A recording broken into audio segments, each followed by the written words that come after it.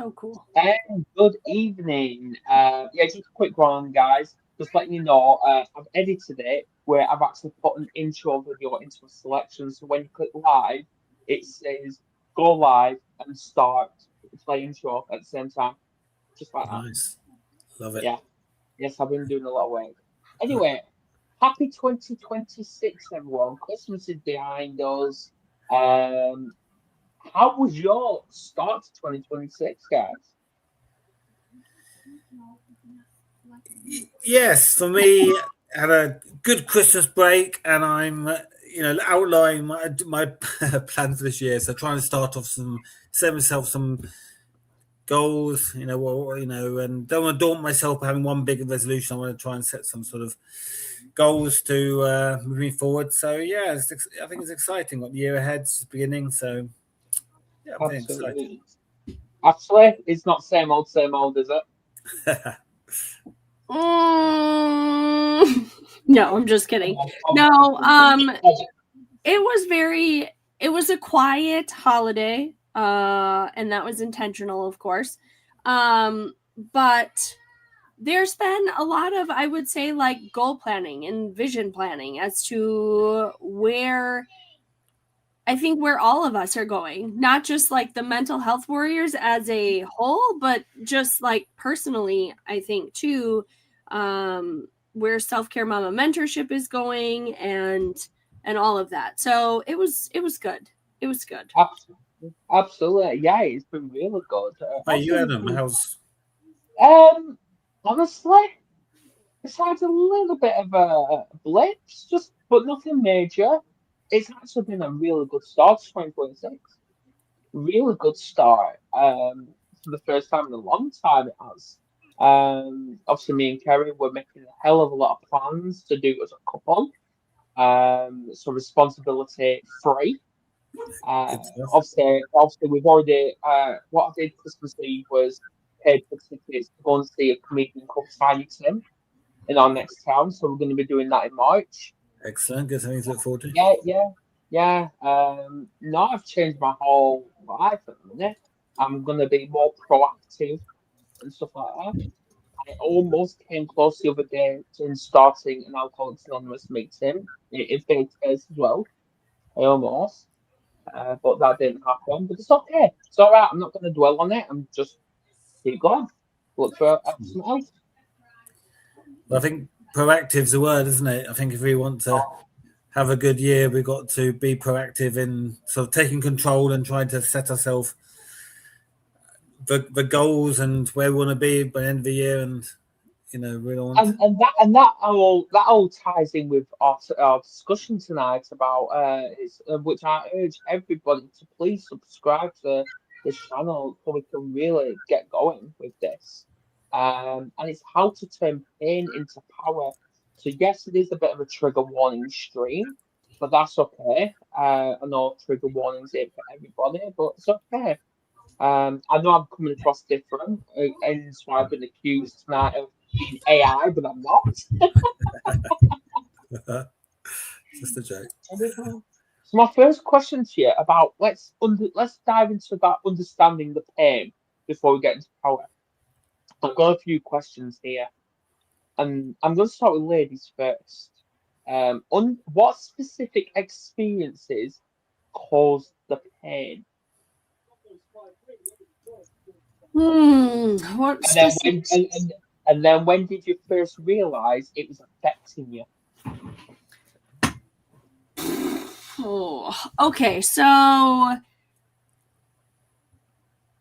I would say, and we've talked about this before on the show, but as far as like unmet expectations, and I think that boils down to non-communicated expectations, which then turns them into unmet expectations. And I think that can cause pain. That can cause not just like our own mental health pain, but also like rejection and feeling unloved and unwanted and unworthy and unvalued and all of the unwords, right? So it's recognizing, first of all, that we have to communicate those expectations so they have an opportunity to be met. And then if there's pain that shows up in that, we need to then like go to ourselves and wonder why. Like, why is this particular situation triggering me? Why is this particular situation like making me feel unloved, unwanted, unneeded, rejected, all of the things? Because typically, when pain like that shows up, it stems back to something happening in our childhood. So there's some sort of childhood wound or trauma, if you will, that is causing that trigger to show up as an adult. Because when traumas happen at certain ages, you can kind of get stuck in that, like in that stage of development. And one of the healing journeys that I went on, was that last year? No, 2024 that I had gone on. It was called Arrested in Development. So when something happens to you at that specific age, that can cause you as an adult to then respond the way that you respond, behave the way that you respond, or behave the way that you do, because you're stuck in that like developmental age. Yeah, So, yeah. Yeah. I don't want to go too far down the rabbit hole because I could obviously keep going, but I'll give Nick an opportunity. Well, Nick, I've got. Go on.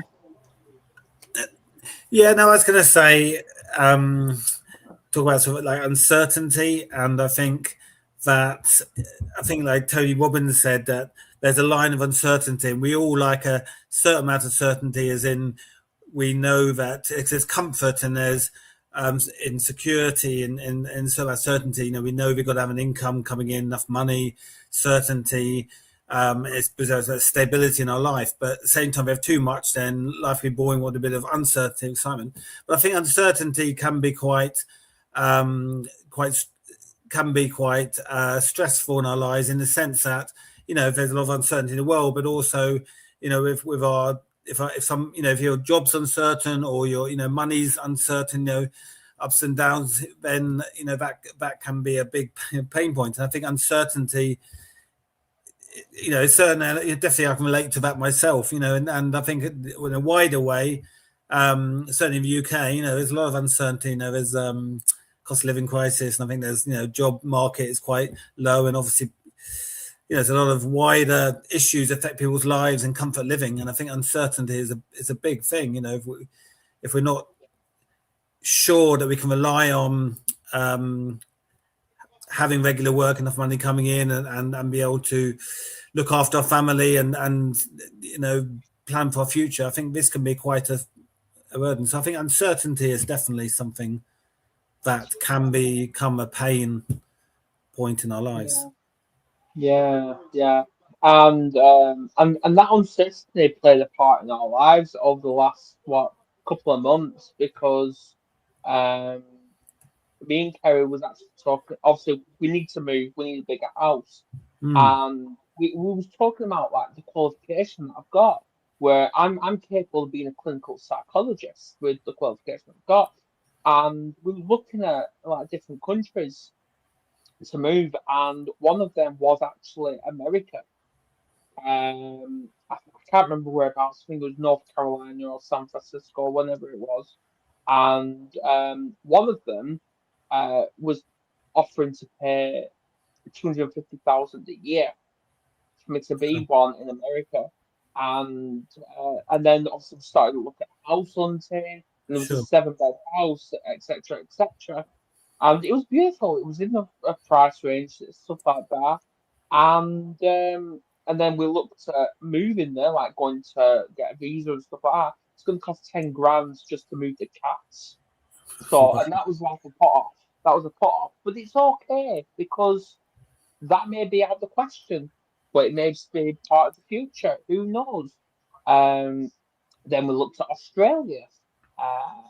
But who knows? Who knows what the future holds? But is it uncertainty?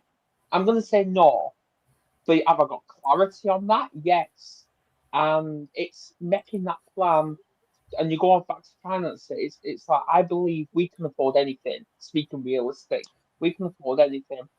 If we put our mind to it, and we have to think about what we're spending, and if we really need that thing or want that thing or whatever. It just matters. But anyway, moving on because I'm just going to go ramble on.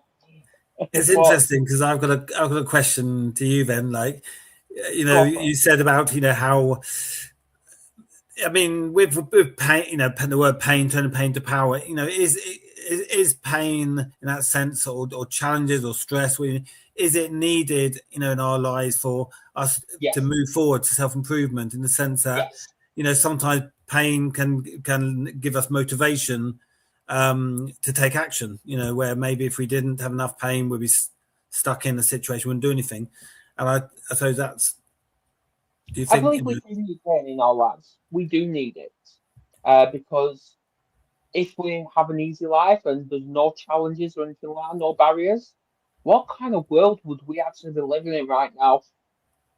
So I believe that little bit of A little bit, negativity can actually be healthy for us and our mindset yeah. because it's giving us the opportunity to provide the tools, the strategies into healing.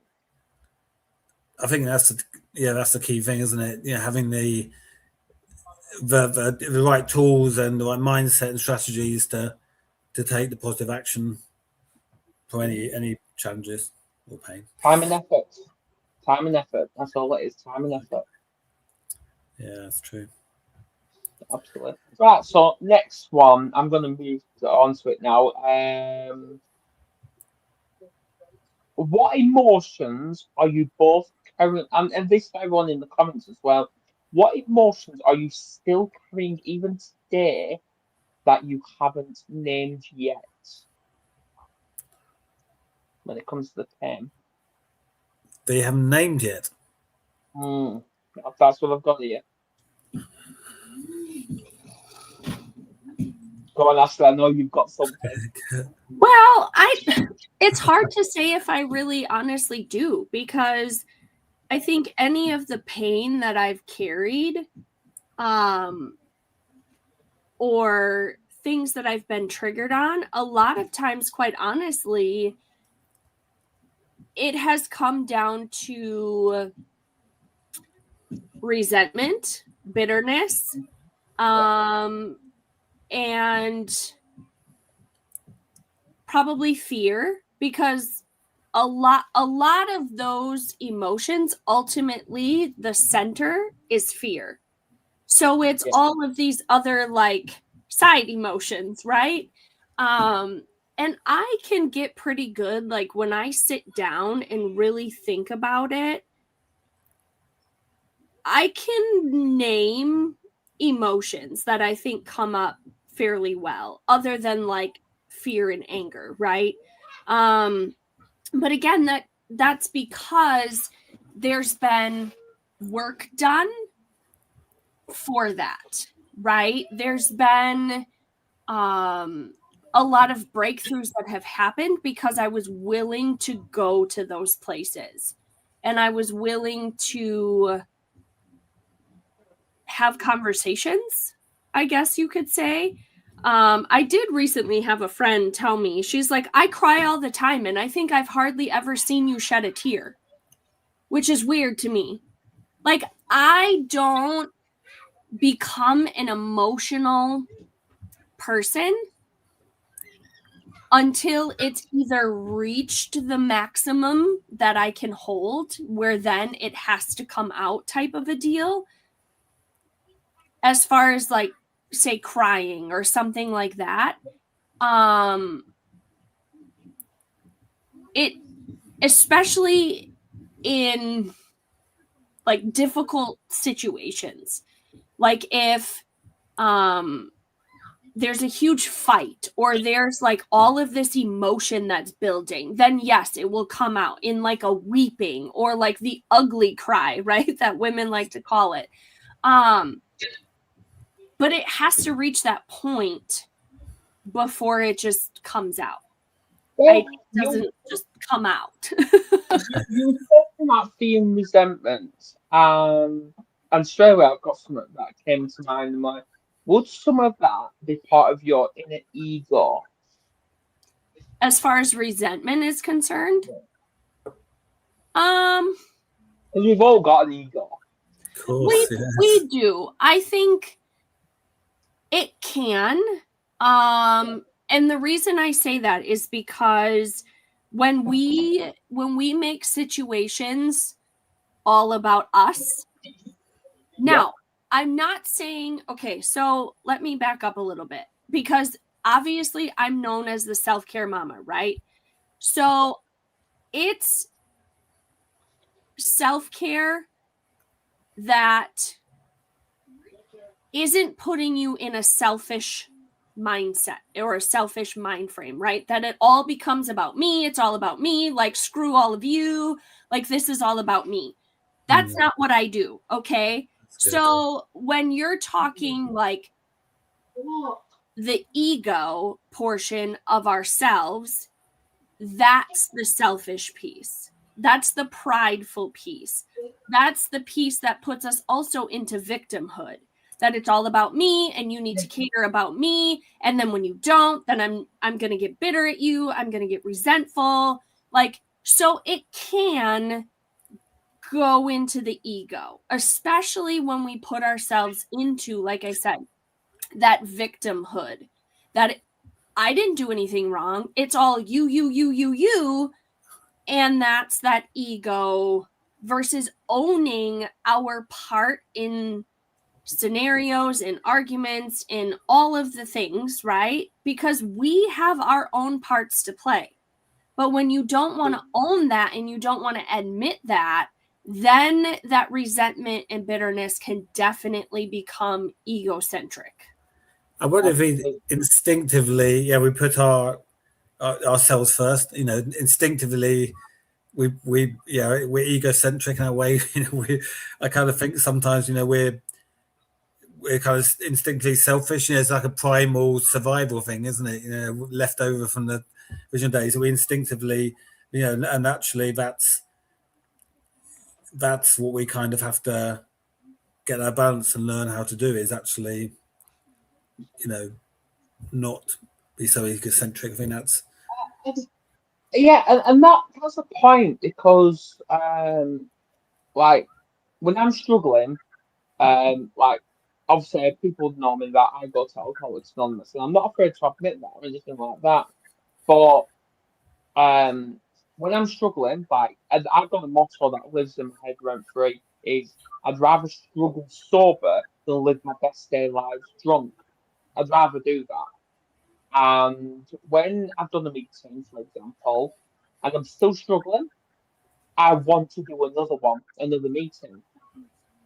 But a small part of me, because they're like an hour's long, sometimes even longer, and a small part of me feels that guilt that I'm prioritizing my well-being.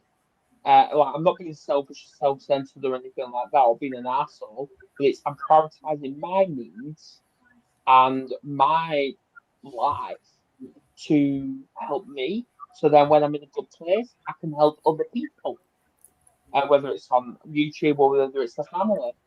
And when I do that, that's good. That's good. But that small part of me feels like, should I be really doing this? Should I really leave Kerry with Wyatt again for longer when he's been being one of them people at the minute? But sure. but I understand why. So no, I'm not being self-centered. I'm prioritizing me, and that is self-care in a way, and self-love. Of course. It's interesting. Because going back Yeah, to that really, question of absolutely. like emotion, I think, you know, self-doubt is one thing that I think, you know, I have at times. I think whenever we do something new and we take a challenge, I think we all have a little moment of self-doubt. You know, can I do this? You know, will I be able to do it? You never know till you do it. And I've got a friend who's a coach who coaches people who are CEOs of companies, you know, people at the top of right to the top, earning really huge salaries, managing huge companies, and she coaches them on their mindset, and you'd think those people wouldn't have any doubts or at all, because they're obviously clearly have success, a lot of money, but I think the point is that whatever level, people have self-doubt. You always wonder, well, can I can I still make do what I'm doing successfully? Will next year be better? Can I make the next step? And at whatever level, whatever we do, even everyone thinks whatever the top, they're okay. Everyone has that self-doubt. I think at times, I think it's a sort of reminder when I was chatting to my friend that actually it's a normal thought to have at times, isn't it? That we all have that. Think of it as new level, new devil. Because every level that you enter, every level of growth that you enter, there's going to be something that is going to attempt to knock you down. I see it in the construction business. I see it in my business. Like, I see it all over the place. So it's definitely something that is a real thing, because you have to constantly be in this state of expansion, because your income will never outgrow your mental state. So if you feel like you're unworthy, you're undeserving, you're not good enough, you're unvalued, all of the things, your income cannot go past that level of mental capacity.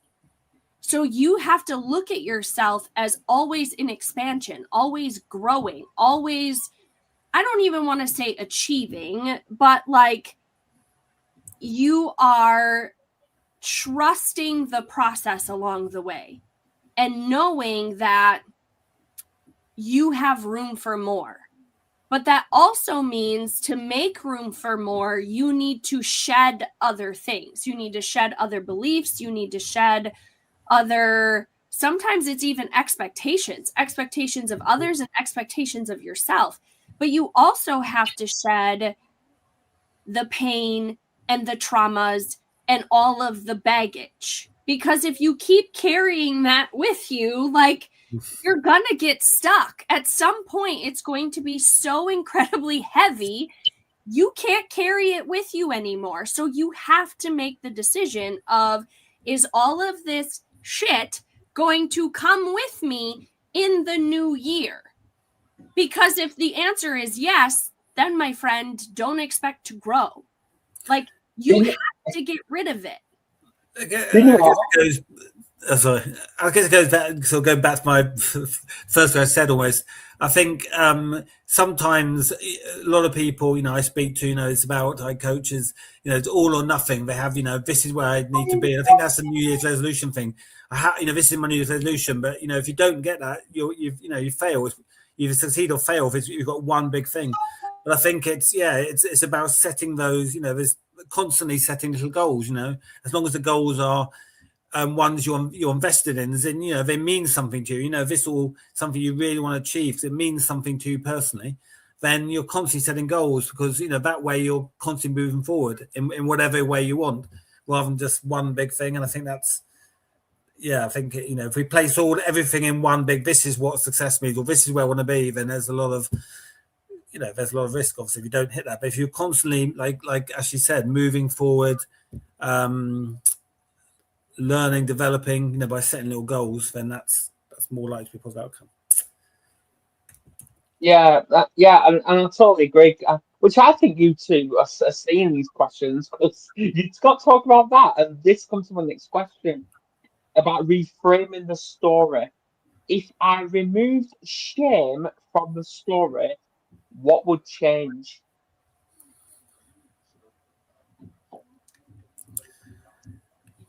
Oh, I'm loving these questions. That's a good question. It is a good question. Nick, do you want to go first? Yeah, I mean, I think we, I mean, we all have our own unique story, and our story, is what makes us. What led, to us being where we are now, and our story obviously doesn't.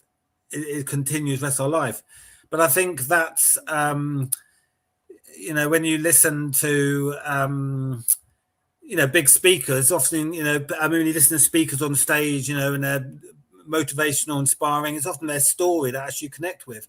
And even if even sort of companies, or businesses, and it's very often they share their small business as how they started. It's the story of how they grew. So I think stories are such a powerful thing, if they're authentic and true. And I think with my I think with my looking myself, definitely, we have our ups and downs in our story, and we have to own the ups and the downs and the ups. And I think it's we could sort of filter our story out and give an idealized view of our story, but I think it's sort of owning it, as in everything that's happened has led to where we are, and it's just part of the story. It carries on, and I think definitely we all have times of struggle, which you could term shame, or do you own it and say, it's just part of the journey, part of the story. Yeah, what do you think, Ashley? So when we put ourselves into a shame cycle based off of a circumstance, right? Because our life is filled with circumstances. But ultimately, those circumstances become our story. So when we start telling ourselves that I'm not good enough for XYZ, or I suck at money, or I'm broke as a joke, or like any negative story that you constantly repeat and tell yourself, that ultimately deep down puts us into a shame spiral, because we feel bad, we feel guilty. And then instead of taking actions to change that particular story or that particular circumstance, we go to things like this. And we distract ourselves with everything but the things that we know we need to be doing, right? And then that continues to create those specific results. I suck at money. I'm broke as a joke. Like it just keeps going around and around in this crazy circle. And we don't necessarily know how to get off of it until somebody like myself or another coach really walks you through the mental mindsets of, okay, well, what if here is your particular circumstance? Say you're $100,000 in debt, because money is always that particular topic that can usually send us into a shame spiral real fast. And it's the easiest one to go off. So say you're $100,000 in debt. Okay, that's your circumstance, right? That's a solid proof. Here's a solid number. Nothing is different, right? It's just a number. But it's the proof, it's the truth. And then your thought becomes, okay, I'm $100,000 in debt. What if this money is neutral? What if? Like, okay, like look at it with a neutral like thought process. And then you can dig into those feelings based off of that thought. Like this number doesn't make me a bad human, right? Because we automatically internalize the negative into making it mean something about this. So this situation, this circumstance, it doesn't mean anything about me. I am still of value. I am still enough. I am still worthy. So then you go into the feelings about that. Okay, well, what feelings can you offer your brain? And then okay, what results or what actions do we then need to take to get the results that we want, which is a zero balance instead of 100,000, right? So what actions do we then need to take? Okay, I'm going to get creative. How am I going to make money? Where can I sell some things, right? What other side jobs can I pick up? Like maybe I ask for a raise at work. Like you go into action taking mode, which then gives you the results of, okay, now I've picked up a second job. I can take that income and I can chunk it towards this $100,000, right? So now you're taking action, which is building your belief in yourself that you can accomplish this versus putting yourself in, I'm a terrible human, I'm terrible with money, like, and you get into that shame spiral. So again, it all comes down to your mindset. And why are you telling yourself that? Because it had to stem from somewhere. You had to see it from somewhere. Growing up, maybe your parents weren't really great with money. So you took on that story for yourself and continued to repeat patterns. So that's all it is. It comes down to the mindset. And yes, it's easier said than done to get out of a shame spiral, but it is possible. Sometimes you just need help to see it from a different perspective. It reminds me of Richard Branson's autobiography, and when he was talking about it when it came out, and he said that everyone sees his successes and how wealthy he is, and just see him as only being successful. And he said that when you read my book, you'll see how many of my books failed, how many businesses failed, and how I've lost a lot of money and the stress that came. But people only see, well, Richard Branson's got an airline, he's got his island, but actually don't see that, no one knows or sees that actually I nearly lost my marriage, I became so much in debt, this business fails. And I think that's the thing. We sometimes we only see, the black and white in it almost. But yeah, a lot of people I coach, you always have to think, start afresh. Where are you now? Where do you want to be? And moving forwards. And I think a lot of people automatically define themselves, or by where they've been. So it's trying to say, okay, well that's happened, but this is redefining yourself almost. This is some of setting goals to, this is almost starting afresh. Because if you're constantly defining yourself for what's happened to you, where you've been, then you're never going to move forward. Well, it's much like the. I used to have this printed and up in like on a vision board or something like that, right? So look at it as the iceberg, right? You only see what's above the surface, which is the success. What you don't see underneath it, and I pulled up the image, but what you don't see underneath it is like the persistence, the hard work, the discipline, the criticism, the sacrifice, the failures, the doubts, the risks, right? You don't see all of the crap underneath it because it's either something that you're not looking for, or those particular people aren't sharing that portion of the story, unless you write like an autobiography or something along those lines, where then you spill the beans, right? And you talk about those things. But again, it's all about your perspective and your perception. And I have this, or I should say my husband, and I do too, but like we have conversations about this with people all the time. And I know we've talked about this before, like people see what they want to see. They can see the nice truck. They can see this. They can see the equipment, or, oh, you're taking this vacation, or you're taking this trip, and all of that, right? Those are the successes that they see.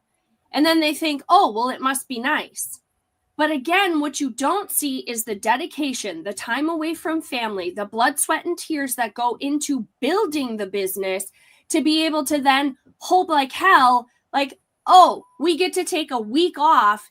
And mind you, that's not a paid vacation, my friends. That is a vacation of no paycheck coming in, and we're taking a risk going away from the business, hoping that employees are going to take over while we're gone, or things are still going to get accomplished and no shit's going to hit the fan while you're gone, like all of the things, right?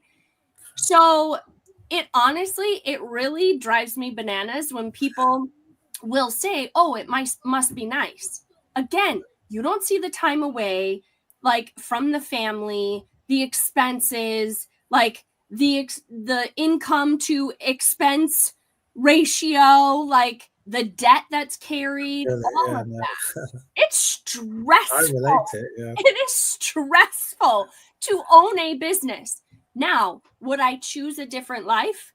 No. I wonder if you, Adam, because you shared earlier, before in the show, some great goals you're achieving. But I guess the same, you've the journey to those goals. Obviously it's been challenging for you, but you share the goals and you think, I mean, if you guys share your goals, you share your achievements. It's like, wow, it's really impressive. But obviously, yeah, the same. What it took to achieve that. That's a story. Yeah, it definitely is a story. And I was actually going to ask this particular question. How would this story sound if I told it from a place of growth instead of loss? But I think we've already covered that. So I'm gonna up my game with this one. How has this pain sharpened my empathy or awareness? Yeah, I mean, I think if we've been through something, we can have more empathy with other people who are going through the same thing. I think there's definitely an element of that. I think if we've been through certain challenges and then we talk to someone who's been through similar challenges, then obviously it's easier to relate. I think there is something in that, and I think certainly with myself, I've been through financial challenges and relationship challenges and homeless and I think that's actually helped me have empathy and understanding and a bit of relatability with the people I talk to and coach. So I think definitely, yeah, I think that's only a good thing if you've What about this one? What about this one? I know Ashley all throughout 2025 was asking, "Who am I? Who am I?" So I'm going to ask you both this: Who are you, but beyond the what happened to you?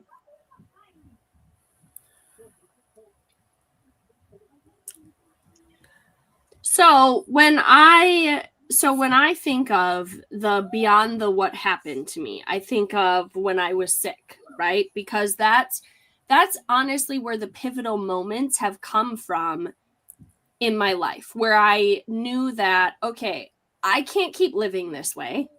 It's unhealthy for my marriage, it's unhealthy for my kids, it's way unhealthy for me. So going through the process of who I am, it really required and still does require me to remember that my label as a wife, as a mother, as a daughter, as a coach, as whatever, those are roles that I play.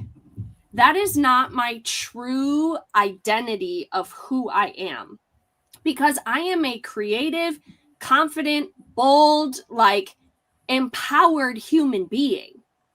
And it's remembering that. I thought Because it was a it's, bad. well, and I am a badass. I am a badass, right?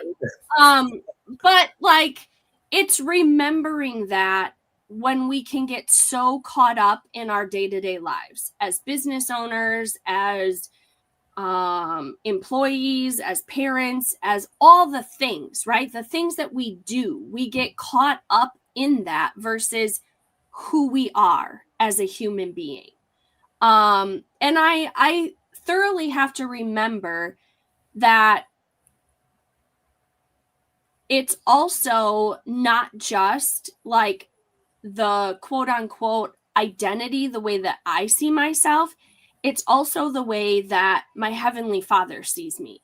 He sees me as redeemed, as loved, as worthy, as enough, more precious than rubies. Like, I am important to him, and the hairs on my head are numbered. Like, he knew me and knew what I was going to do and become before I was even formed in my mother's womb. Like, it's written in the book. He knew me. So even on my worst days, he knows me. Like, he already had a plan for that. Like, when I go off the rails, I do things I shouldn't do. I know you. Come back this way, right? So he redeems me, and I am covered in his mercy and his grace and all of the things. So that's my personal, like, that's me, right? So it's knowing that and remembering that, though, because it's very easy to get caught up in the worldly identity of, I'm just a mom, I'm just a wife, I'm just a business owner, I'm just, right? But I'm more than that. And that's what I want people to see, especially in 2026. Like, there was a lot that happened for me in 2025. Especially the last half of the year. I feel like it was like one thing after another, and all in good things, not bad things, good things. But it's just, it's not getting caught up in all of those and really remembering the woman that showed up as her, like, most confident self in the middle of being terrified of, like, holy crap, what am I doing, right? And is this even going to work? And buckle up, buttercup, here we go. Like, you asked for this and now it's happening type of a deal. There's fear. There's scared out of my pants type of situations, right? But doing it anyway, because again, I have that boldness and I have that capability to do it. Yeah, if I was to add sort of my own, I guess it's maybe sort of similar in some ways, but yeah, it's clarity. It's being really clear, you know, who I am, what I stand for, how I help people. And I think sometimes we can sometimes get to the point of trying to do everything and trying to, you know, do more and more things to, you know, particularly in business, you know, do more things and more channels, and then we can, you know, we get overwhelmed and, like, you know, and then you can lose that clarity of actually, you know, who are you and what do you do, and really have that clarity. And there's that saying, you know, if with your clients, if you confuse them, you lose them, in the sense that if you overwhelm them and don't be really clear over what you offer and how you help them. And I think it's the same ourselves. You know, I know at times I was like doing more and more things and I was confusing myself. I always thought, you know, to go back to basic, well, who am I and how do I help people? And I think that's having that crystal clear clarity this year. And I think, you know, yes, on a personal level, you know, I'm a you know, a proud father and you know, passionate about mental health awareness. But, you know, my business, you know, I've know the difference, you know, the mindset can make things. So I coach people improve the mindset, and I think it's you know, those almost 4 points. So actually, that clarity, you know, for this year of, you know, who I am and how I help people. I think, you know, if you don't have a really that clear, that clarity over, you know, who you are, you know, what you do, how you want to help people, and I think that's when you can sometimes have a overwhelm. Yeah, and this comes to it. We're talking boundaries now. People are always talking about putting boundaries onto other people, but there's never talk about boundaries on ourselves. So what boundaries protects the power that you've already built?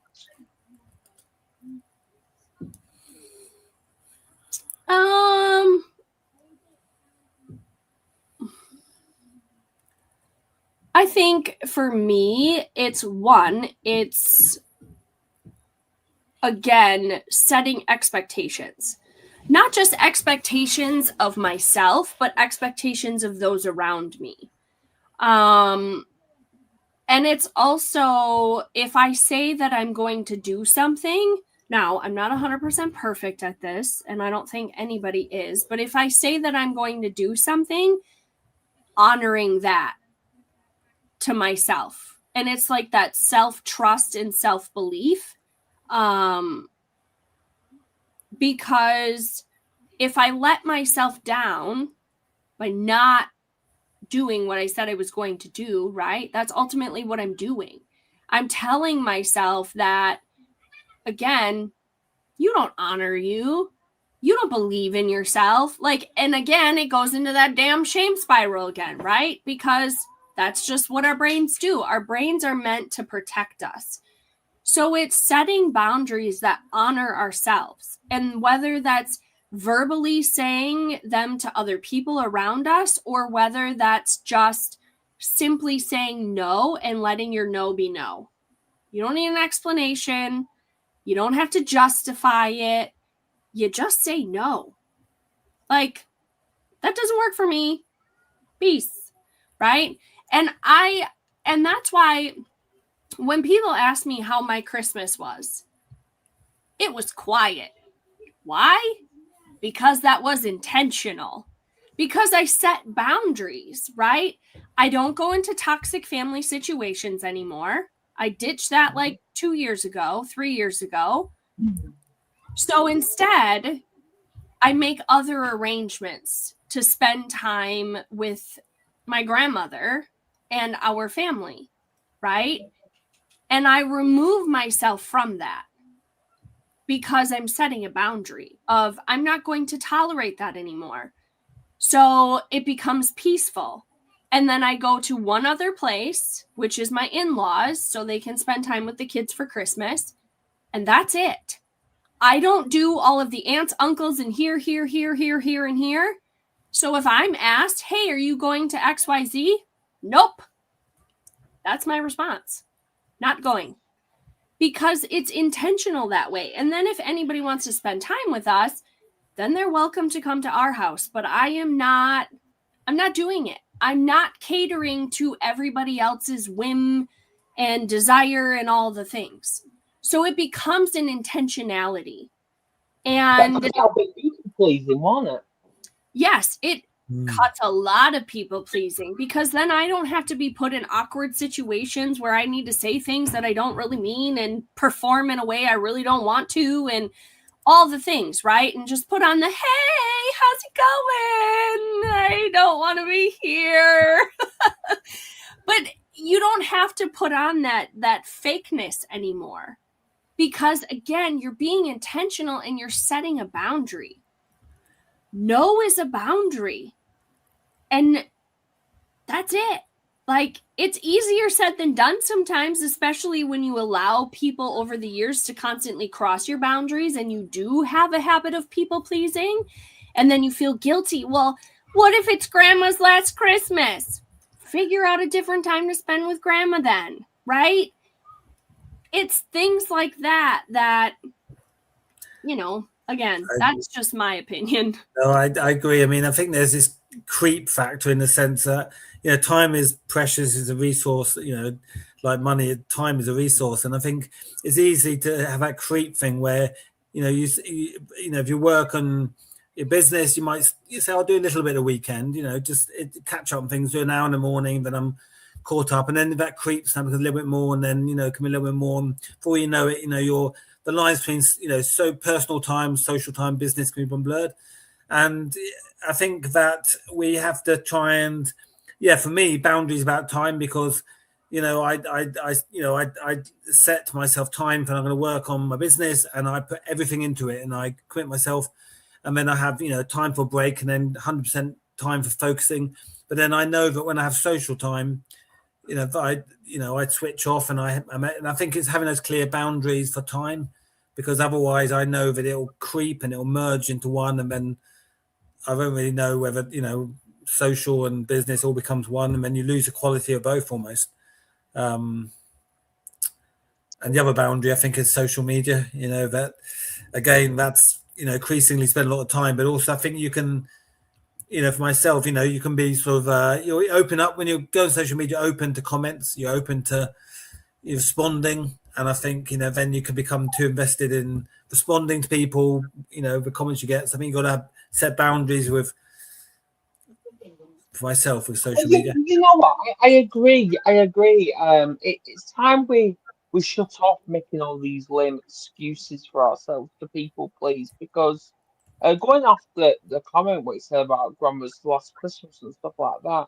Now, as sad as everything is, yeah, um, it could be anyone's last Christmas. It could even be the three of us right now. This could be our final year because nobody knows what tomorrow brings.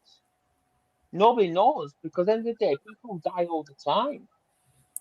So, and that's why I choose to live life because I could not wake up tomorrow.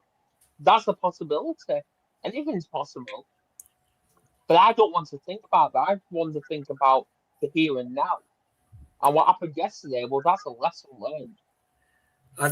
I think it's so true. There's a book by someone called Bronte Ray, I think it was, now to look up her name, and it was called The Regrets of the Dying.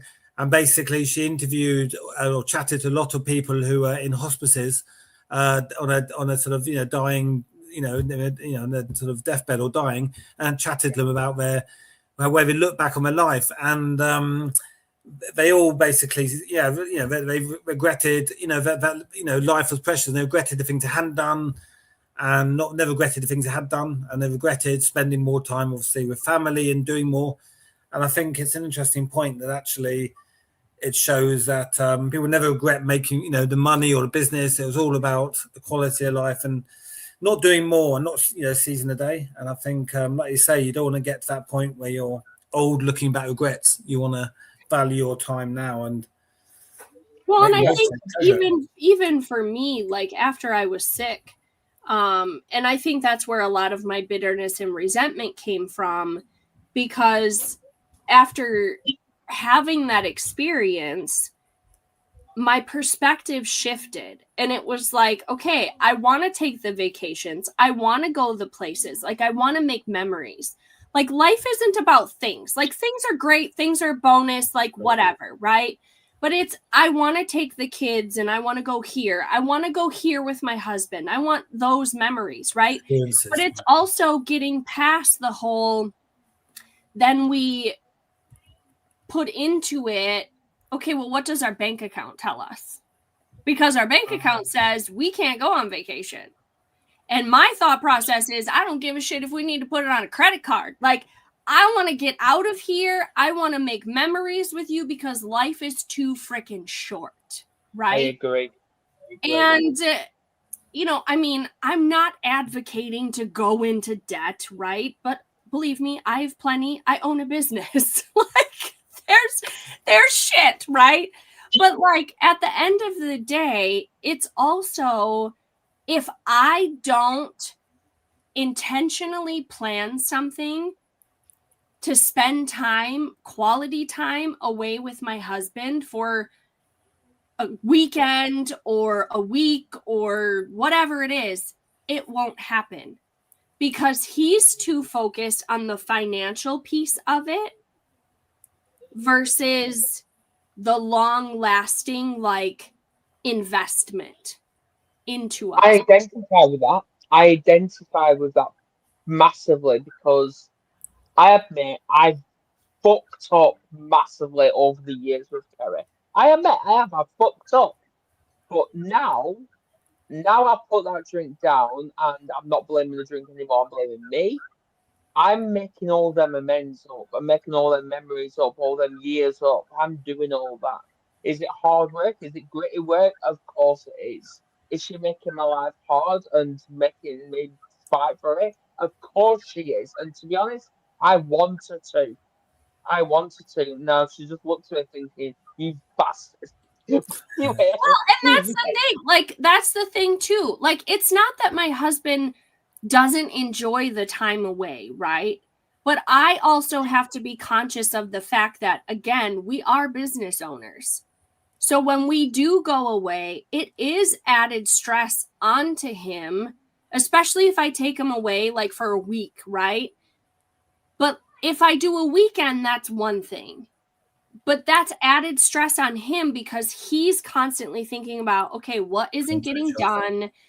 What money am I missing out on? Because projects, I'm not going on estimates. And like, it's a mental game for him.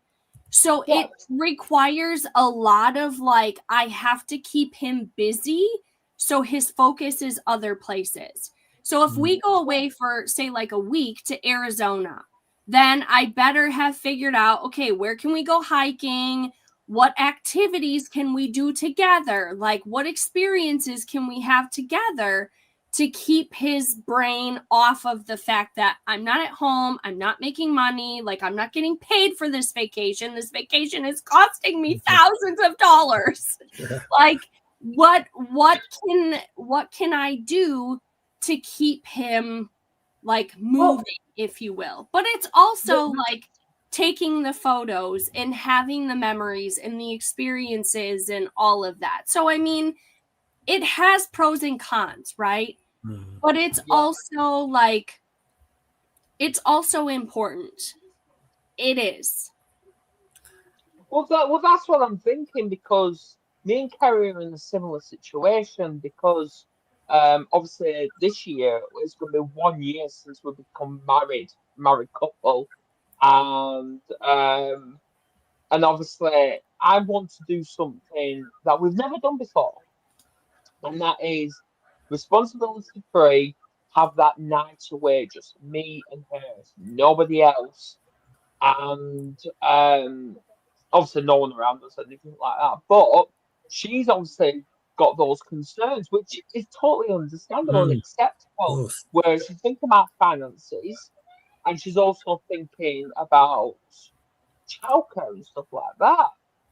So it's trying to find the words to reassure her, to say it's going to be okay. It's like, I guess it's we had the dream and reality, isn't it? We all dream about great things we want to do, but then reality almost kicks in as a like a little check, and it's well, and it's planning enough in advance. So if you plan enough in advance for it, you can make it happen. Now, that isn't to say that she's not going to be like, oh my gosh, how are the kids? Like panicked, right? But in the end, the more you do it and the more you plan for it, the easier it gets. So, like Gary and I, we are in a few weeks, well, in February, a month from now, we are going to be celebrating being together for 21 years. This year, we will be married for 18 years. Our 20-year anniversary, come hell or high water, I am going someplace tropical. I don't know where yet. Ideally, I would love Hawaii because that's where I originally wanted us to get married.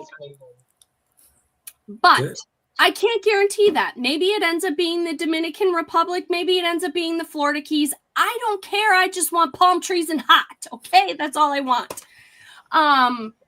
And of course, we got married in June, so there's also that factor. But like, to me, that's very important to me. And on the back end, I'm doing my best to like plan for that. But there's also unexpected things that come up that always throw a monkey wrench in what you have planned, right? So it's being willing to also like go with the flow of how this is going to turn out, how this is going to pan out. If I can't do Hawaii or the Dominican Republic, I'll settle for the Florida Keys. I'll figure it out where it becomes continental United States. Whatever. I can pivot if I have to pivot. But like, it's also knowing that this is an investment. Palm trees and bloody hot, not to mention humid. Yes, I was supposed to have Japan as my graduation gift. It's on my list. My aunt is Japanese. That didn't happen.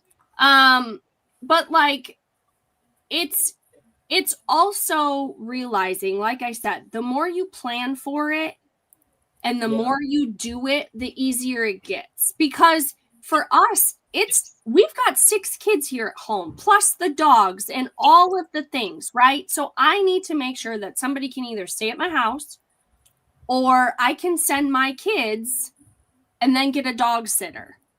So it's like between kids and dogs, like dogs are at least $1,000+ for somebody to take care of them for a week. And making sure they've got all the food and all the things that they need, right? So it's a lot of planning and organizing. But then once you take that trip, then it becomes okay, mom and dad will be back. Peace out. See you in a couple days. Like, and it's refreshing. And you get to the point where you're not checking in. You're just like, they'll be fine. We'll see them in 2 days. Well, we're only going for a night away anyway. So and that's where you start. Like, that's what I recommend to all couples, because if you've never gotten away together in years, it's going to be tough. It's going to be rough the first time that you do it. 2017 last time we was childcare free. But I think also it's like, it's. I mean, there's a saying, fail to plan, you plan to fail. So I think definitely, I believe, more prepared, the less risk of things going wrong, but also prepared for things may not go as planned as well.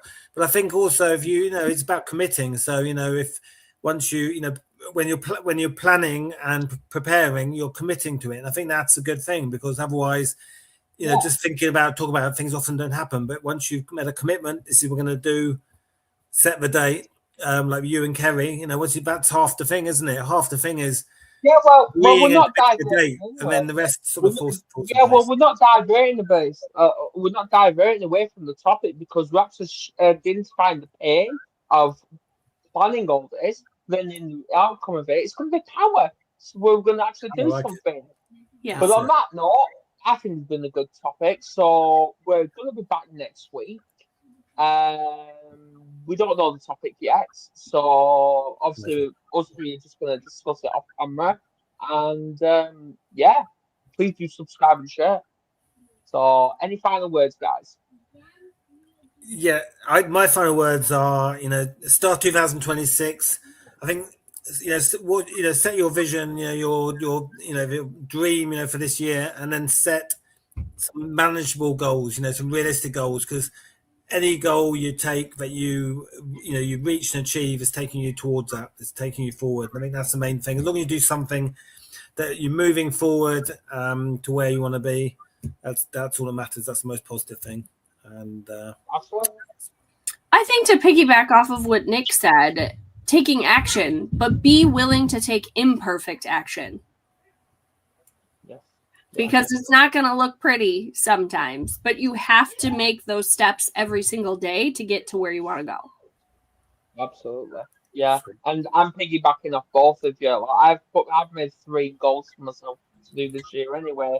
And I'm already starting them, all 3 in one go. So good stuff for you. Great. Good stuff for you. Absolutely. So on that note, we'll see you next week. Onwards and upwards. See ya. Bye.